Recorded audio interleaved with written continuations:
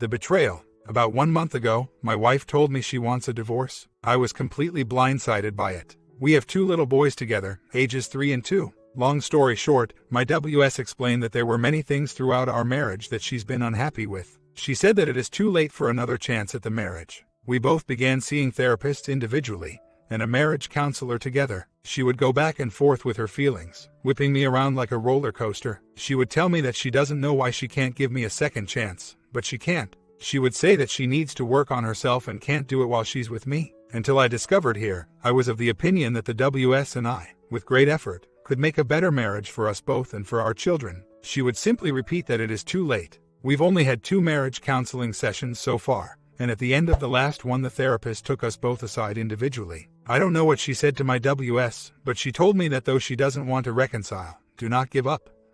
There's always a chance. Then, I discovered evidence of her affair with a former friend of mine. She had been insisting that their relationship was platonic, but began trickle-truth me about things that have happened. She admitted that she's been lying to me about certain things, without elaborating on what. And that she does it, the lying, because she needs her privacy. And I'm not a part of that aspect of her life. She insisted nothing physical has happened. I found a damning email from her to him stating otherwise. I have not confronted her with the email evidence yet. She doesn't know that I am aware of her secret email account. I want to draw up the divorce papers and serve her with them, then possibly expose the affair to her friends and family after the fact. However, I'm not sure how to proceed. The WS has been beating me over the head with the threat of filing divorce papers for the entire time, which would usually result in me saying just go do it then, which she wouldn't do. Then, the marriage counselor suggested that we postpone any action of that sort until after the holidays, so that we could get in 4 to 5 sessions of marriage counseling before any action is taken. This was all said before I discovered the physical affair. However, I never knew I could feel this much anger and pain. Please give me some advice, something, anything. I don't know what to do. I can't trust a single word she says. She even said that she wished she could X me at one point, though she said she didn't mean it and profusely apologized for it later that night and again the next day. What should I do? She is still in contact with the OM. Just last night she sent him an email saying, "It's been a rough week. I wish I could talk to you." The OM is not married. I did have a software running on her computer, but I disabled it after a few weeks. It was making me feel like absolute trash that I was spying on her. Plus, the 180 says not to spy on your spouse, so I'm confused as to what to do. I'm having major self-confidence issues because of all this, and I don't want to duck up this process. But like you and others have said, waiting will just make it worse. The bit about stopping the MC until OM is gone is logical too. I've stopped trying to reason with her since reading the 180. It's only been 2 days since I've changed my attitude, but she has already begun to react differently. She tries to initiate conversations more than usual. She'll ask me the same question over and over to talk to me. This crap is so messed up. This Monday I am going to the bank, setting up a new account to have my paychecks deposited to, and trying to get a line of credit so I can pay the lawyer. I'll have her served as soon as I can and tell her I know about the physical affair. So, I got home about 5 seconds before WS did. She had the kids at the store, and WS is acting all clingy, trying to initiate conversation after conversation. I keep it as abrupt as possible, giving short answers and not engaging in chances of conversation. Then after the kids are down for their naps, WS says to me, "It bothers me that you think I had an affair." I tell her about how she has been trickle-truthing me, and how I don't believe her when she says she hasn't had a physical affair with OM. She keeps denying it and pressing me on why I think that way. No doubt trying to determine what I actually know. I keep repeating that I know her so well, and that it's pretty obvious when she lies. We go back and forth like this for a while. Then she tells me that next week she is going to file and that I need to move out. I slipped up and said that I was also going to file on Monday and that she is the one that needs to move out, since she is the one that wants out. WS said that that's something that a judge will have to decide then, and began to talk about how we could possibly lose the kids if this got super ugly. I told WS that if she was truly concerned about the kids, there are much better ways to limiting the risk of the courts taking our children, namely trying to work this crap out. This took her aback. She backpedaled slightly and fell back on the "it will be cheaper if we go to mediation instead of doing it through the courts." Then she asked me if I was going to file on Monday. I lied and said no, to try and buy myself some time. She asked me if I was going to go back on the custody issue. We had previously spoke about doing 50-50. I gave WS a non-answer and said I don't know what's going to happen, especially since I can't trust a single word WS says. Now I'm outside splitting wood while WS naps on the couch and the kids nap upstairs. I'm scared Shanti less. I don't know what she's going to do. Thankfully, I recorded the conversation earlier. I am going to file on Monday. It's going to go file to expose to confront. I'm terrified of what is to come. Comments. It sounds like your wife wash fishing for your source. Good job on keeping it to yourself. It also sounds like your wife pulled the divorce card out and you counter it very well. Stay strong, prepare for the worst, and retain a lawyer. It's the second best way to protect yourself. The first way is to have your gear in place so you know what she is planning. Once she gets served, you will know exactly what your next step is. She will see you are serious. She will know you have proof. And it will be up to her to end this affair or not. As of now, she has no reason to end this affair. But I do have to say she has to feel the effects of your newfound confidence. The newfound confidence that your current action is justified. She got her first taste of the new raging pain. I think within a week or two you will have clear direction. As scary as it is, you will have direction. Let us just hope she comes out of the fog enough to at least come to the table and work it out. OP responds. She got super pissed when I wouldn't relent on saying I didn't believe her. Ultimately, it came down to, if you don't believe me, then duck you. I told her that was really mature, all the while keeping a cool head. She told me I was being disrespectful to her. The gall of this woman. I asked her if I was being disrespectful to her over her affair, or because I didn't take her at her word after so many lies. She countered that she didn't want to tell me about certain things, still without admitting to any physical affair. Because I would think this divorce is about the affair and not our own problems. She is trying her hardest to confuse me and conflate the issues. I secured the money for the lawyer's retainer fee, so it's all set to begin on Monday. 2 questions I still have. When I expose the affair to her family, do I forward the one gem of an email? I would need to present proof along with my accusation, right? Otherwise, people will just think I'm nuts. Also, who do I all include in the initial email blast? Right now, I'm only considering her immediate family, and my immediate family. I'm not sure how far I want to take this aspect of it. Honestly, I think limiting it to our immediate families would have the desired effect, but I'm not sure what I'm not considering. Unknown unknowns and all that. WW told me today that she will not be leaving the house anymore, contrary to our 2 to 3 day rotation arrangement. She said it's for the kids, but it sounded exactly like I sounded in the beginning. When this all began, I had done some reading on child custody. What I had learned was that by one of the parents leaving for evenings or whatever, it could be viewed as abandonment. After a few days of incredibly painful arguments, I agreed to give her space and rotate evenings in the house with her. This was well before I knew of the affair. We've been rotating ever since. She was almost anxious to tell me she wouldn't be leaving anymore. I clearly won't be leaving either. It is very unexpected behavior. Perhaps she is sensing something is up. 1 week later, I filed for divorce last Monday. I named the OM in the papers. I told WS about it this Wednesday morning, mainly because I couldn't stand keeping secrets from her. She has not been served the papers, mainly because of me dragging my feet. She was shocked and started crying. I told her we were not going to discuss anything further about it until our MC appointment the next day. I exposed the affair to as many people as possible. It seems to have scared OM off. They haven't communicated by any means that I am aware of for 2 weeks. In fact, he was out of town up until a week ago, and she sent a "Hi, are you back from vacation yet?" email to him, to which he did not respond, and her attitude visibly changed from that point. She knew he was back, probed him, and no response. This seems to have sobered her up a bit from her fantasy land. When we were at MC, I began the session by saying I didn't know what the point was since there was still another man in the picture. To which she responded, "There are no other men. And there won't be for a long while," in this defeated tone of voice. I took this as confirmation that they have indeed not spoken, since she seemed humiliated about it. Perhaps I'm just engaging in wishful thinking. Whatever, the MC went really well, all things considered. We both left feeling good about ourselves and each other. She said she was relieved that I did what I did, since we wouldn't have to wait the months that the mediator was saying it would take for the papers to be filed. Right now, I'm of the opinion that I'm done with her bullshit tea. I'm not dismissing anything, and she's not writing me off, her words, so no doors are closed. I'm just done with the emotional roller coaster that the last month has been. It has provided relief for both of us. I separated our finances too. Essentially, I've removed all control from her that she used to have, and it seems to have shocked the duck out of her. We are talking about her moving out into her own place, but every time we discuss it, she seems less enthusiastic about it. Again, maybe that's my own misperceptions. Well, she's already not loyal, and the divorce has been filed. If she decides that she wants to reconcile, then I guess I'll worry about that if it comes to it. Otherwise, I don't see the point in dwelling on it. I personally am not going to spurn advances from women anymore. Why should I? WW wants out. I'm giving her what she wants and will act accordingly. If she changes her mind, then we can talk. Filing the papers has liberated me to some extent. I'm no longer enslaved to her whims. Whatever happens, happens. No fault state here too. I just told the lawyer that I wanted to name the OM in the divorce papers. Actually, I don't think he's specifically named. Lawyer mentioned something about not specifically naming the person. So who knows?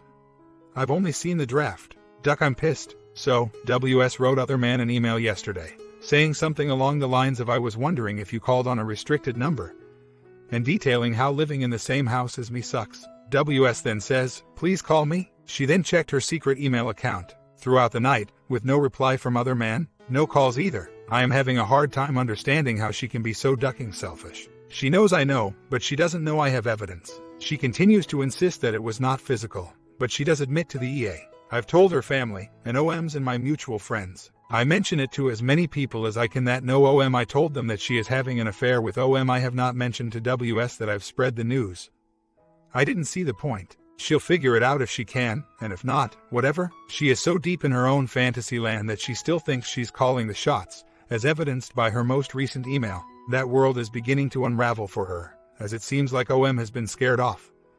I hope that isn't wishful thinking on my part. But yeah, you're pretty close to the mark. Shell shocked, beginning to doubt her actions. She's got a stubborn streak that can get way out of control, and this is definitely what is happening now. But yes, she is a control freak, and likes to try to establish her control in any way possible, even if it's in her own thoughts. That's why when I filed, she was taken aback, since I took control from her. She'll do everything she can to re-establish that control. Too bad it's not going to happen though, lol. So, this morning, after being asked, I told WW about the reason I put for the divorce on the papers, extramarital affair. That did not sit well. She tells me that someday when the kids are old enough, she doesn't want them to see that. I was thunderstruck. I told her that maybe you should have considered that in your actions, instead of in the consequences to your actions. She then fell back on denying that anything physical happened. In fact, she elaborated a bit in that we didn't have anything physical.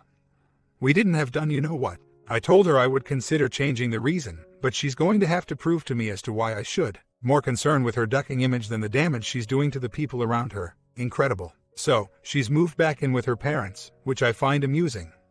Sadly, she has the kids with her for the next day. I can't believe how much this hurts. Comments. I want you to get R out of your mind right now. When a person say they could X you, take it seriously. 1. She has not said anything about R with you. Just that she wants to do it without lawyers. 2. She actually mentioned to MC she wants you dead. 3. Only you are thinking of a possible R she wants out. 4. You want the kids to have a whole family, but what good does it do to have them lose a parent by violence from the other? It sounds like you have a good support system with her and your families, so divorcing her will still keep you and the kids close. Basically, what I'm saying is you should not ever feel safe sleeping with this woman. OP responds. The thing is, she keeps talking about how she wants to be friends after the divorce, and also that she says she is not ruling out a possible reconciliation, given enough time to see that we can both survive and function on our own. She told me that if I follow through with naming the affair as the reason on the divorce papers, that this friendship that we're trying to cultivate would be impossible. She's really confusing the duck out of me, but I suppose that's her goal. It makes me wonder if she's only saying it because it's the only measure of control she has over me at this point. And I did something stupid yesterday afternoon too. She was leaving with the kids to spend the night at her parents' house. I had loaded the kids in the car and went back in the house where she was still gathering her things. She said to me, I'll come back tomorrow and start packing my stuff, or at least try to move it into a corner or something. I jokingly said that maybe I'll just throw it out on the curb. It'd be really easy then, with a smile on my face. It was completely in jest, but it was a stupid joke to make. She says something like, you're going to make me cry, at which point I went up to her and grabbed her gently by the face and stared at her while I said, I'm sorry, I'm really not trying to hurt you. It was an honest joke. I held her for 5 seconds. She neither shied away nor nuzzled into my hands. Man, I wish I hadn't done that. I've let my emotions get the better of me. Now I sit here, drunk, wondering why I do the things I do and I have no answer? Because that's how much I've failed in all this. This is so painful. Thank God I've got my kids to keep me bound to this world. It is incredibly hard to keep composure around her when I still feel so deeply for her. I will do this though. It needs to be done. Hell, I was already leaning towards keeping the reason as is. I just really don't want to hurt her. I have the kids for yesterday and today. WW and I have to switch vehicles before I pick the kids up because hers has the child seats in it. This will soon be rectified. I tell her that I need her to show up at my work at a certain time because I have to pick up dinner before I get the kids. She tells me she has cooked us dinner and it's in the oven at home. I ask her why she did that. She says it's because she wanted to eat something before she left for work. She didn't touch the meal she prepared. Wow. About 10 days later. Okay, So, a lot has happened since I last posted. I took the kids on an 8-hour road trip to see my family for Christmas. WS stayed at the family house alone. WS also supposedly confronted OM at his house while I was gone for the holidays. After he went dark on her when the divorce and exposure of affair became public knowledge. According to WS, OM feels terrible, and like it's all his fault. This is a man that used to be my friend and lied to my face about what was happening. From what I can tell, they have not spoken after she called him a coward and a liar in her final message. Now, tonight, WS comes over to pick up some stuff. We get baked together, and I ask this: "What are you doing for New Year's?" "Nothing more, nothing less." She then launches into a "yeah, I'll hang out for a while, do some shots to the new year, then go sleep, where I've been staying, later." She repeats this a few times as we discuss the next few days. So now I'm like what the duck. Previously, at our most recent group counseling session, I said I felt like I was being used as plan B since things with her boyfriend isn't working out. She denied it, claiming that there is no plan B, there's not even plan A. She is continuing to look for housing for herself, but her credit sucks and she doesn't make enough to have many options. Her parents are going to help her, but this places her in a bind that she is actively trying to avoid.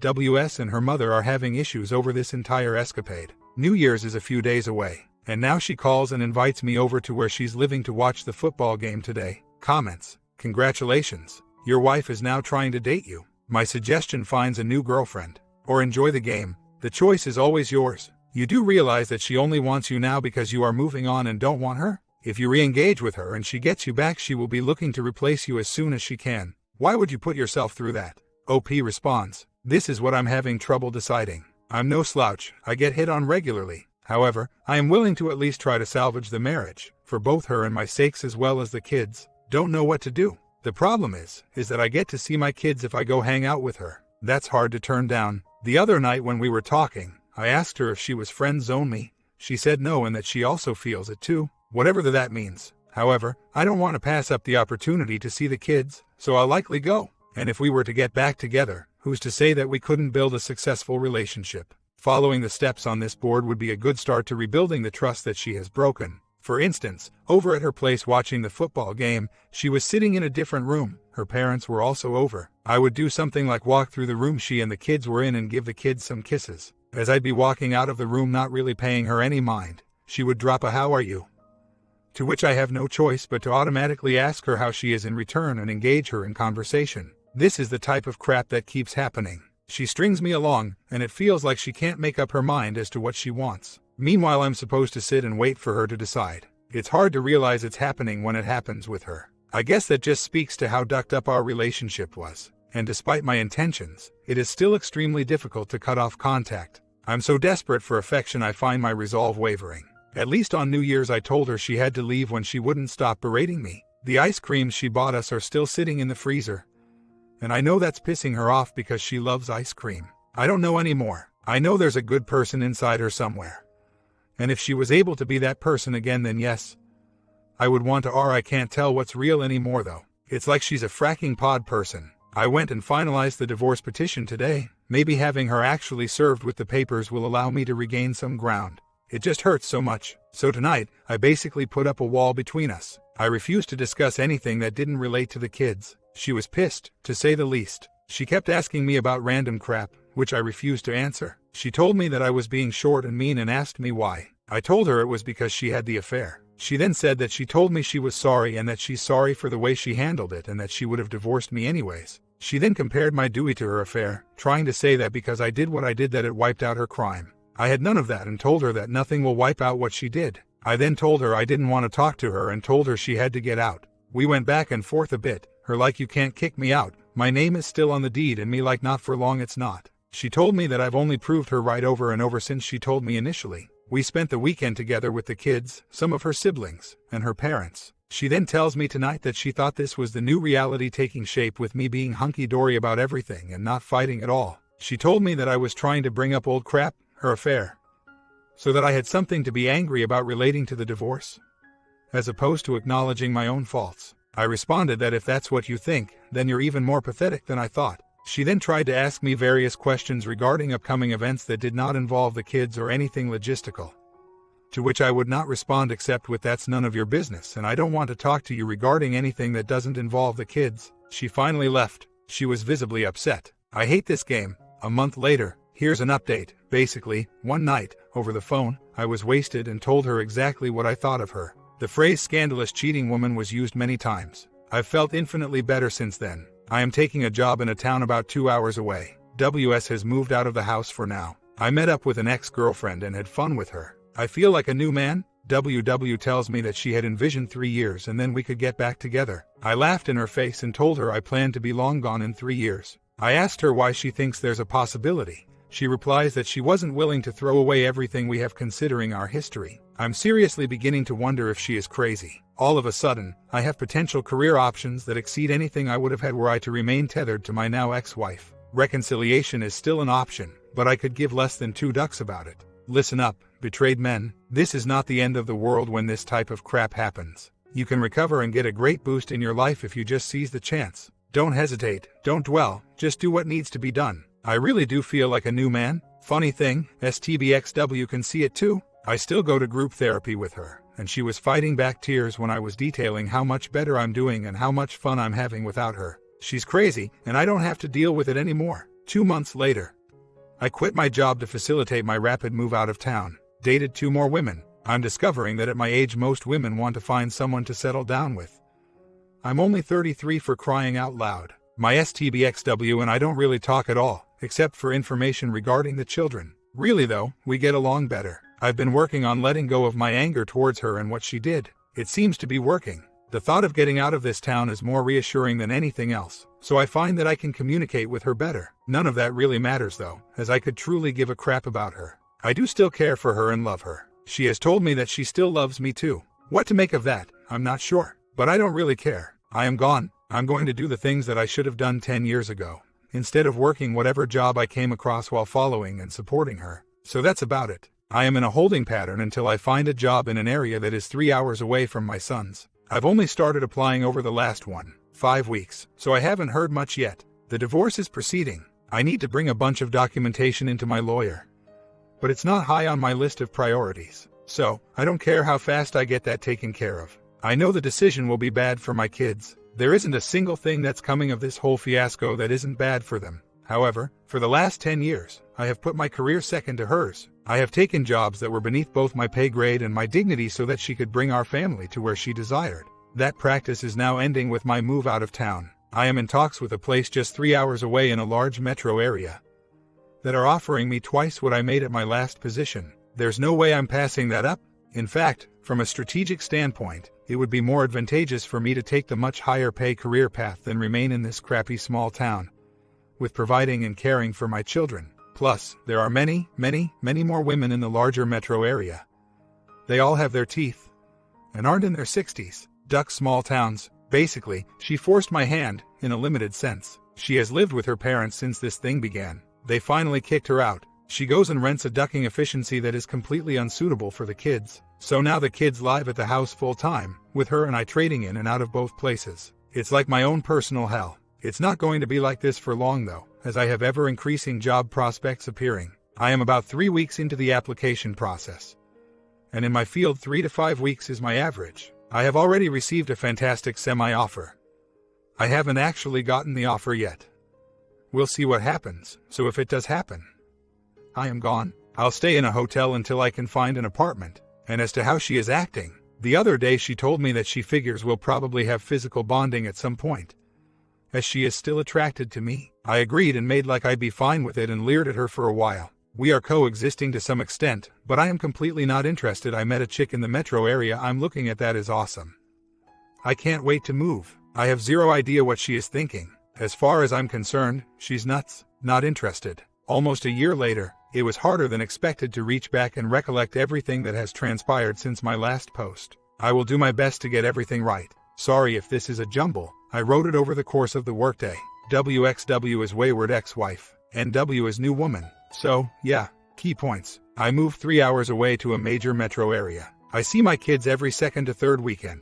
It sucks, but whatever. It's the best that can happen for now. I pay through the nose for child support, so whatever. I doubled my salary instantly. There is so much work for me here it's a bit insane. I've dated a few different women. Longest one is the one I'm currently dating, going on 5 months. We're actually hitting it off pretty well. We've talked about moving in together, But my lease isn't up until May, so I have plenty of time to see how it all takes shape. Things have not turned out exactly the way WXW thought they would. WXW is not happy about her decisions and regrets everything she has done. Story: last weekend I went to visit my kids for the day Saturday. The plan was that I would spend Sat with them, put them to bed, then drive to a friend's house 40 minutes away to spend the night and assist with a motor rebuild the next day. Saturday is going fine. I'm having a great time with my kids as usual. I put them to bed and doze off with them, which is customary for me. Apparently, while I am upstairs with the kids, WXW's roommate returns to the house.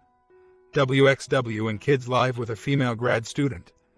And the two of them got drunk downstairs while I was upstairs putting the kids to bed. I come out of the kids' room, get ready to go, completely miss the fact that WXW is drunk, throw my coat on and go. I go to my friend's place, we get hammered, drunkenly order some car parts, then go to sleep. The next morning Buddy and I meet up with a third person that is also participating in the engine rebuild and we all go get breakfast. Just as we were done eating and heading back to Buddy's house to begin work, WXW calls me. She's crying. She tells me that she can't stop throwing up and asks me to come back and watch the kids. I do, and as usual the kids and I have a great time. Apparently WXW and her roommate got sick off wine while I was upstairs with the kids the night before. That's what I didn't notice as I left, which I find hilarious. WXW doesn't manage to crawl out of bed until 3:30 p.m.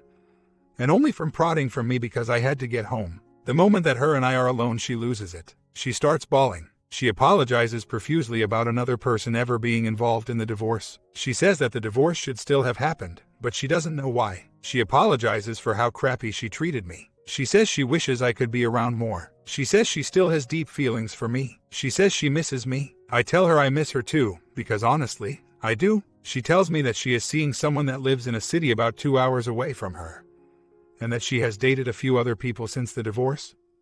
To which I ask her, why are you telling me this? To which she replies, I thought you would want to know about someone that may be around the kids. She asks me if I am still seeing NW.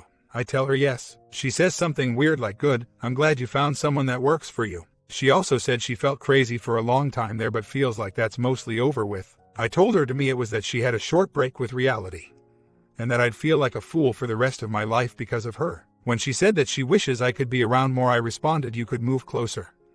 To which she didn't reply. One specific thing WXW said, she wished she could be more like the person she was supposed to be after having removed me from her life. I eventually left after helping get the kids dressed to go outside. She thanked me profusely for missing out on that rebuild and helping her when she was sick. I tell her to write everything she wants to say in an email, so that I can understand her better. She says that she will but hasn't yet. So, I drive back to my apartment in the metro area. NW is there studying, waiting for my return. She could tell something was up, and she's a smart cookie. I told NW about WXW getting sick and my going back to watch the kids, but not about what WXW said. NW has become a bit possessive, and asserting herself publicly with me, against other women, when she hasn't before. I've been letting things come as they may. I don't know what else to do. Should I consider the option of reconciliation? If, for any other reason than for the kids, I think I may have come off as way more open to R than I meant to. I even told WXW that, saying to her, why would I put myself in that situation again? I'm just trying to look at things objectively. The apologies and whatnot were so unexpected. It's just anxiety. It's me going through all the possible scenarios in my mind. I know it would be foolish to even consider reconciliation. Like was said, she would maybe do it again, and I would constantly be suspicious. I miss her though, and I don't know why. It's maddening. I feel like a bumbling fool. Doubt is lingering over every thought. Aren't there stories, some of them with successful endings, all online of people that attempt R, where the WS is completely transparent and trust is rebuilt? Shouldn't I at least be open to consideration of the option? And I am beginning to get back to 50-50 custody of my children. Maybe once that has occurred, these doubts that plague me would disappear. At least I sure hope that is what happens. Another year later, final update. Let's see, WXW and I are very hostile towards one another. But I don't mind. If it weren't for our children, I would be fine with never seeing her again. She has found someone to provide for her. Dude has to be at least 10 years her senior. I don't really care. She's lost her freaking mind, and I want no part of it save what is necessary for the kids. Yes, letting go was very hard. I'm not sure when it even happened, but it did. Finally, I have heard that it takes men about twice as long as women to recover from a scenario such as this. But whatever, I was in one relationship that was wild but short, and another for around 8 months. And fortunately, that one had to end, and I then moved from the suburbs to the heart of the metro. Recently, about 2 months now, I've been dating someone new, and it is a lot of fun. I feel free. And the words she said before. She likely forgot that she ever said those things, as she was in a weakened state from the drinks when she said them.